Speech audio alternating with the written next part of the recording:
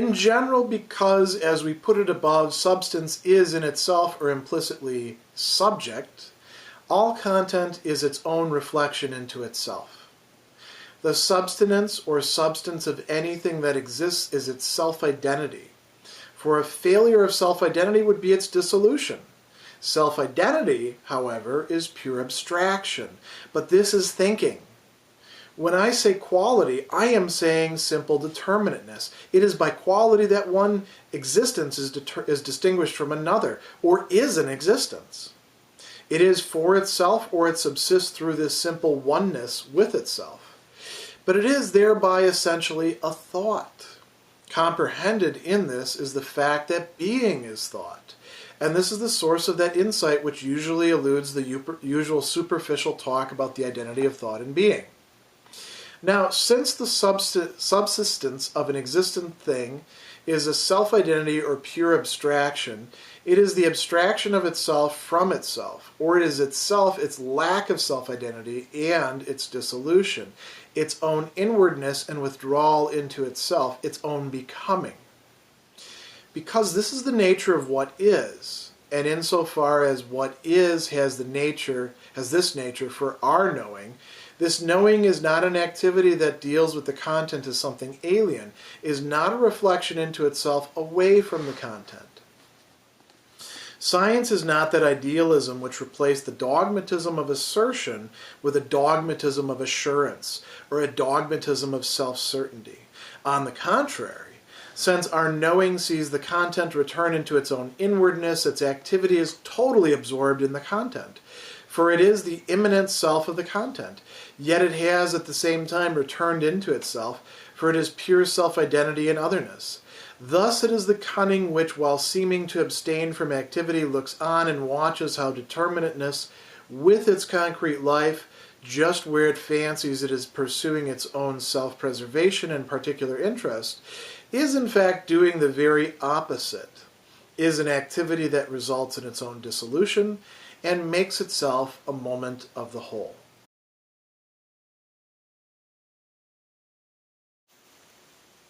Here in section 54, Hegel is going to center the discussion around something that has been lurking in the background the entire time, but which he hasn't explicitly formulated, and that has to do with the identity of thought and being.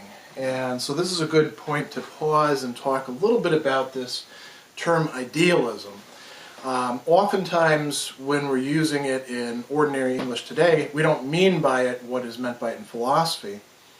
What we tend to mean is that a person has ideas and then they think that, those ideas can be realized in the world, or that the world ought to conform to their ideas. Usually they're, happy, shiny ideas. We talk about somebody being idealistic. Most often in contexts where we think that their views on things are actually out of line with what a more realistic, that's the opposite that we bring up, a more realistic attitude or perspective, one that takes into account the dark corners, the hidden motives, all the things that make life such a mess. So there is a connection there between that sort of notion of idealism and what Hegel is proposing for us in the Phenomenology. And, in some respects, you could actually see what he talks about as begrifflos, translated here as superficial, literally lacking the concept, attitudes towards the identity of thought and being. You could say, if you wanted to, that in order to be a German idealist, all you really had to do was to assert the identity of thought and being. There are idealists who are not German, who are influenced by, particularly Hegel, like Royce in America, or the British Hegelians like Green and Bradley. But what Hegel is actually targeting here is mistaken and therefore superficial understandings of the interrelation between thought and being. Now, to be an idealist means to say not that everything is all in your head, but rather that everything that we can encounter, everything that we can experience, everything that we can apply our minds to and conceptualize is already in some way thought. That doesn't mean that it's our thought, because we're not, the center of the universe. But it does mean that it is intelligible. It's a world that in certain ways becomes humanized, you might say, or at least rationalized, made accessible to us. And this is going to carry him through the entire way. So he reminds us at the beginning, this is stuff that we've already gone over. In general, substance is itself or implicitly subject. Because of that, all content is its own reflection into itself. So there's this dynamic that we've just talked about in the last section. So now he says, the subsistence or substance of anything that exists. So anything that we can encounter, anything that actually exists, that has reality. The substance of it is self-identity. A thing is what it is. And it's kind of interesting. We often want to invoke the law of identity, A equals A. You can't do an awful lot with that, as it turns out in philosophy. But people love to talk about it. Hegel is going to use this to sort of open things up a bit. Because, yes, you're right. For something to be, for it to continue in being, it has to remain that same thing. Otherwise, it's not itself being, right? If I suddenly turn into a butterfly, all you would really see at this point is, Dr. Sadler's there, and then poof, there's a butterfly, and you could say, well, I think the butterfly is him, probably has his consciousness, or maybe it starts talking the way they do in cartoons or movies or something like that. In that case, we're saying that there is a self-identity, and that the transition between one shape and the other doesn't really matter. What matters then is, say, consciousness. Something has to count as self-identity. Now, Hegel says this is also pure abstraction. And this is going to be the dialectical linchpin around which things are going to turn in this.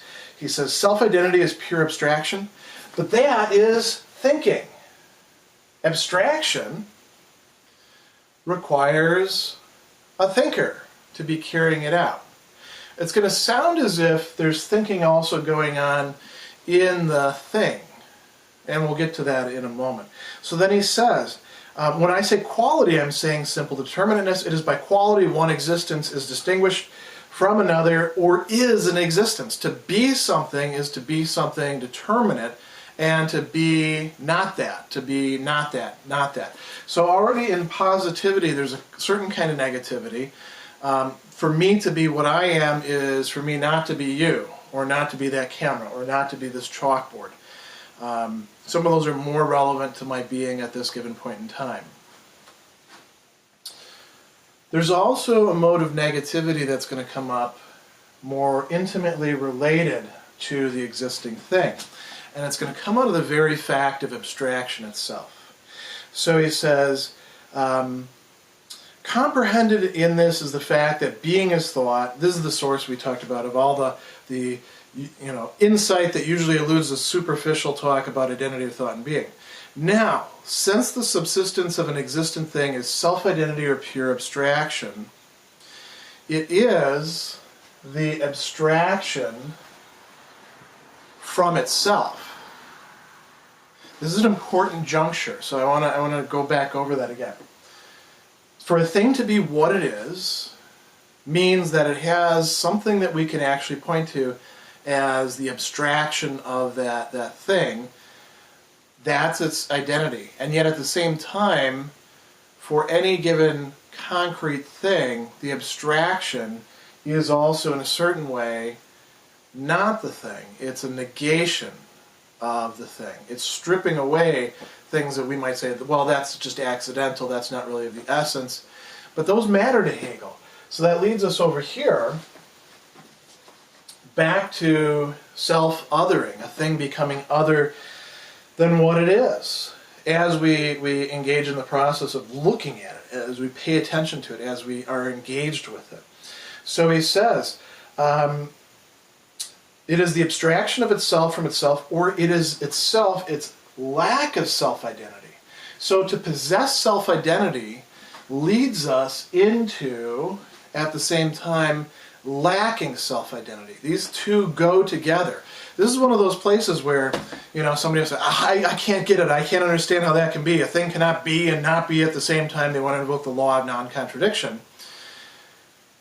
You could think about it this way. Hegel's not saying this at this point, but you could think about it this way. The law of non-contradiction itself is subject to itself and is other than itself.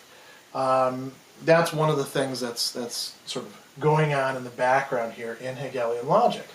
So he says, and I'm inserting this or into here as well, he talks about these as sort of as if they're the same, and I think that's actually a mistake on Hegel's part.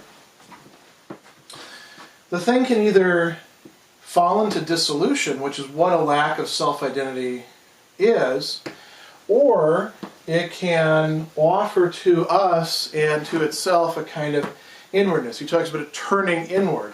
And this is the process of becoming. So it's really not just the identity of thought and being that he's talking about, but the identity of thought, being, and becoming being intimately related to each other, as we're seeing here.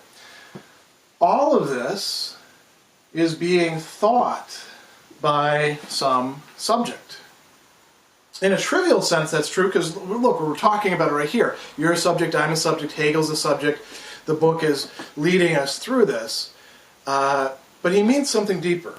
So he says, this is the nature of what is.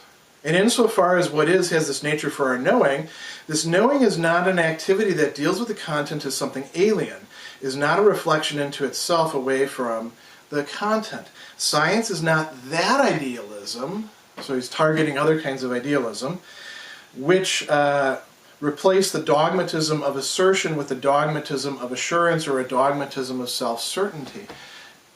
Science is not going to be a dogmatism at all, if it's going to take this in. And the mere fact that something is thought for us, that it is a content for our consciousness, doesn't mean that we're entirely in charge. That's one of the differences between Hegel and some of the other idealistic thinkers that he's sort of trying to get beyond. We have to give ourselves over, like he said in previous sections, to the object, learn from it what it has to teach us. It's not alien to us, but we're not its masters. So he says, on the contrary, our knowing sees the content return into its own inwardness. We have to follow into the inwardness of the thing. Its activity is totally absorbed in the content. For it is the immanent self of the content, yet it has at the same time returned to itself. For its pure self-identity in otherness. That's what this is depicting, pure self-identity in otherness. And it's up to us to actually penetrate into that, to follow along into that, to knock on the door, so to speak, and try to sneak in through a open window, you might say. So he says, thus it's the cunning which, seeming to abstain from activity, looks on and watches how determinateness with its concrete life. All of this has been trying to get us back to concrete existence. He's going to talk about a lot of metaphysics in this, but the metaphysics has to inform our actual experience of things. This is what could be going on when we're experiencing, he says. So he says, just where it fancies it is pursuing its own self-preservation and particular interest, in fact, is doing the very opposite. It's an activity that results in its own dissolution and makes itself part of a whole, part of the whole. Dissolution is not always just disappearing altogether. When we're losing ourselves in this kind of study, we are actually embracing the systematic whole, Hegel would say.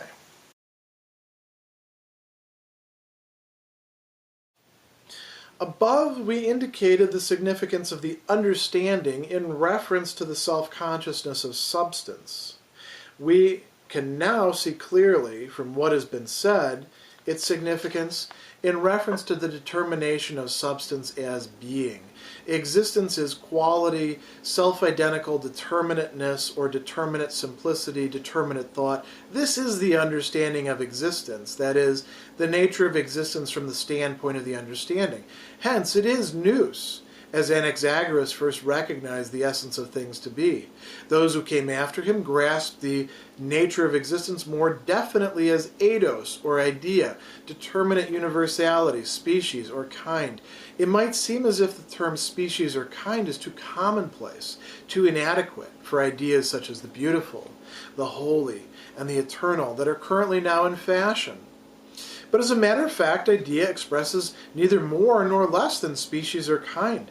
But nowadays an expression which exactly designates a notion is often spurned in favor of one which, if only because it is of foreign extraction, shrouds the notion in a fog and hence sounds more edifying. Precisely because existence is defined as species, it is a simple thought. Nous, simplicity, is substance. On account of its simplicity or self-identity, it appears fixed and enduring. But this self-identity is no less negativity. Therefore, its fixed existence passes over into its dissolution. The determinateness seems at first to be due entirely to the fact that it is related to an other, and its movement seems imposed upon it by an alien power. But having its otherness within itself, and being self-moving, is just what is involved in the simplicity of thinking itself.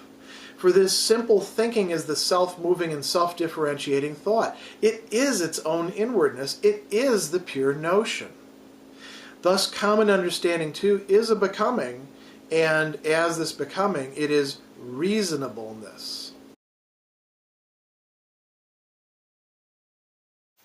So how does the human understanding, which is one of our faculties, grasp being as it's been articulated throughout the rest of the preface in this Hegelian way? Is the understanding actually up to the task?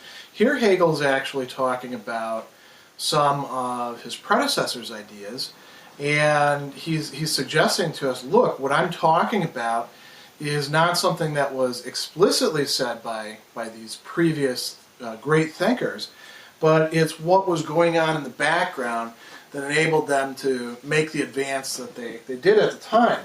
So what can he actually tell us about this? He starts out with saying, we've just talked about the relationship between existence and quality, and we're going to talk a bit more in further sections about the importance of quality.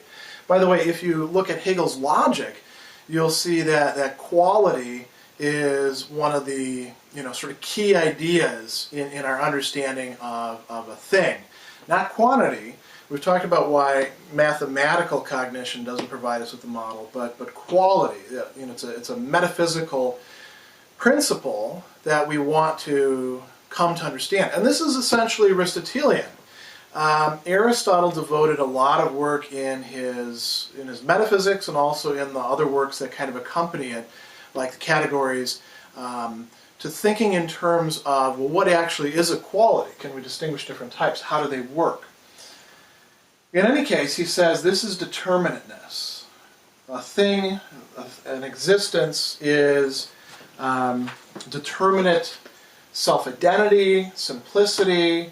And now, how is it grasped? Well, the understanding grasps it. The subject, the mind, is getting a hold of it. So he says, we can now see clearly that existence is quality, self-identical determinateness, or determinate simplicity, or determinate thought. This is the understanding.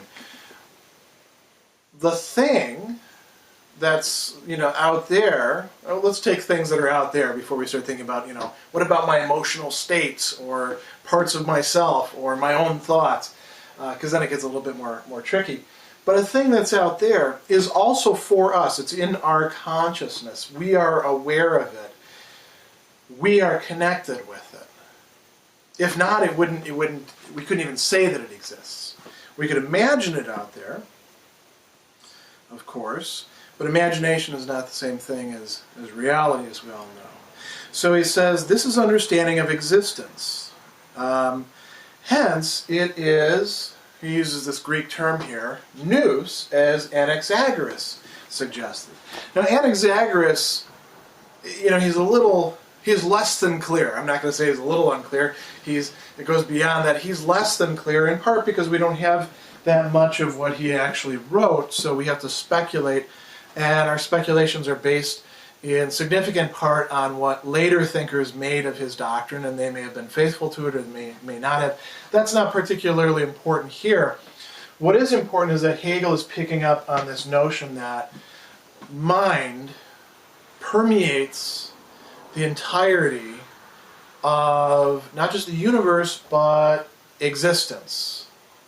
So mind is literally everywhere, in everything, and going on. Now the question is that our mind? No, we're not at that point yet.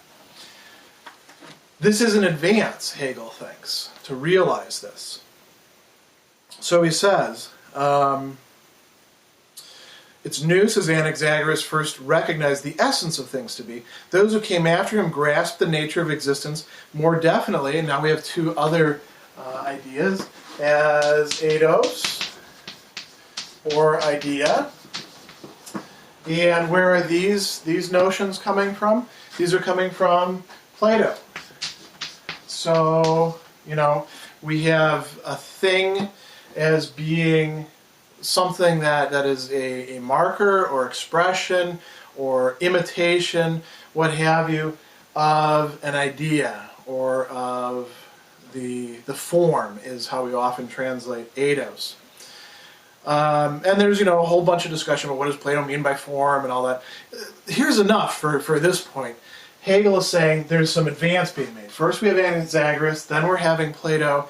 Plato is, of course, going to locate the forms somewhere else. They're apprehensible by us through our mind. They're in the thing in a certain way, but it's very murky how they're in it, more by sort of reflection or participation. Then comes along Aristotle. And now we get terms or concepts like universal,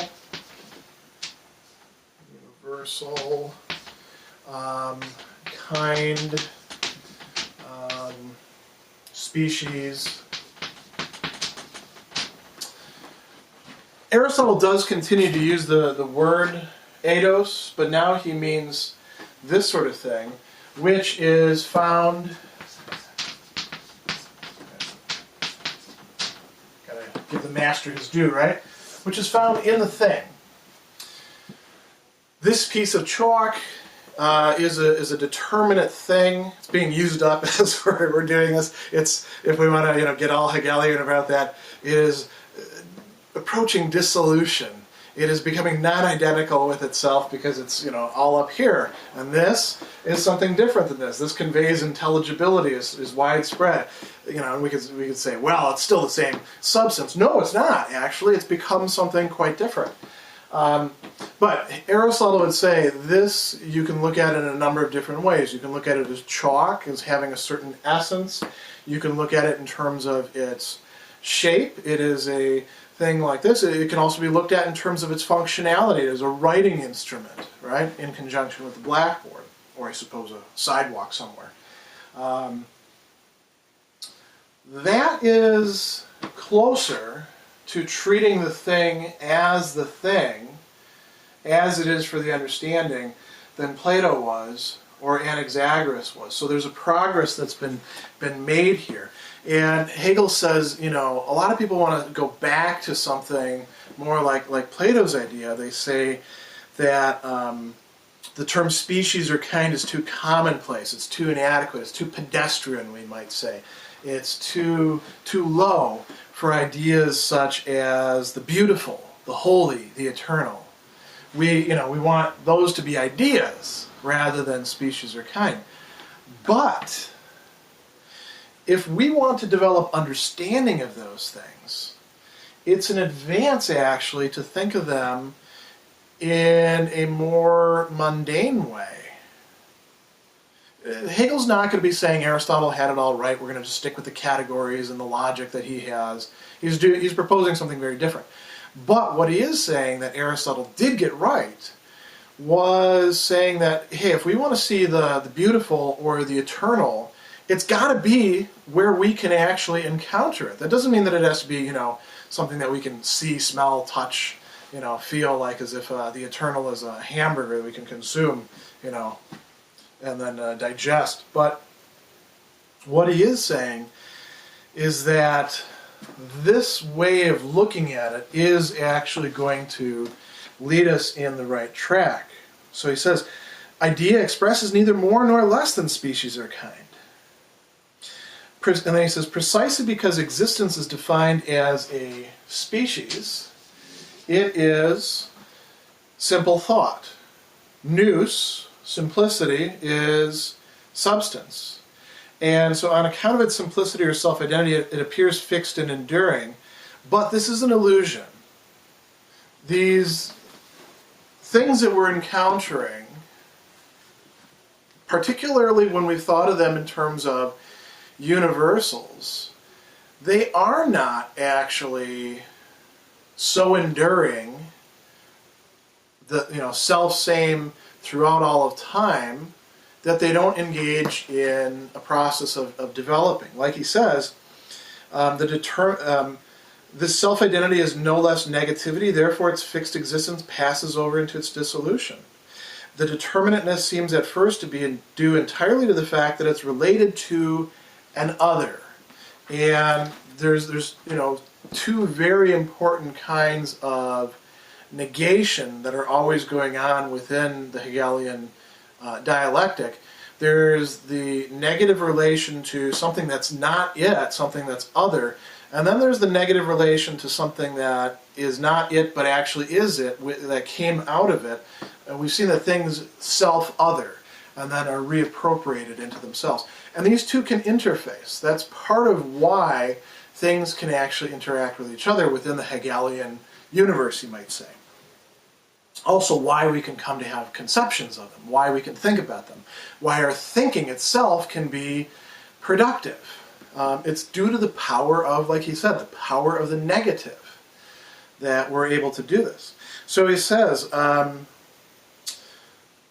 having its otherness within itself and being self-moving is just what is involved in the simplicity of thinking itself. For this simple thinking is the self-moving and self-differentiating thought. It is its own inwardness.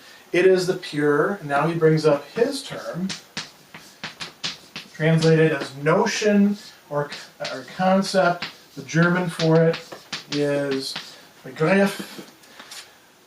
That's what a thing really is its concept, its Begriff. All these other things are sort of steps on the way towards grasping that.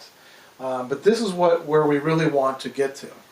And he says, the common understanding, too, is a becoming, and as this becoming, it is reasonableness. So what's translated there, in that last sentence, Verstand, he says, it's verständlich, meaning that it's understandable, it is comprehensible, it's intelligible, we could say. And this intelligibility, once we start thinking in terms of the notion, this intelligibility doesn't quite get us to Vernunft, which is reason, but it does get us on the way to, there we go, Vernunftlichkeit, reasonability, rationality, the property of being something that goes beyond just the faculty of the understanding to something that thinks in terms and works things out in terms of the concept, the notion.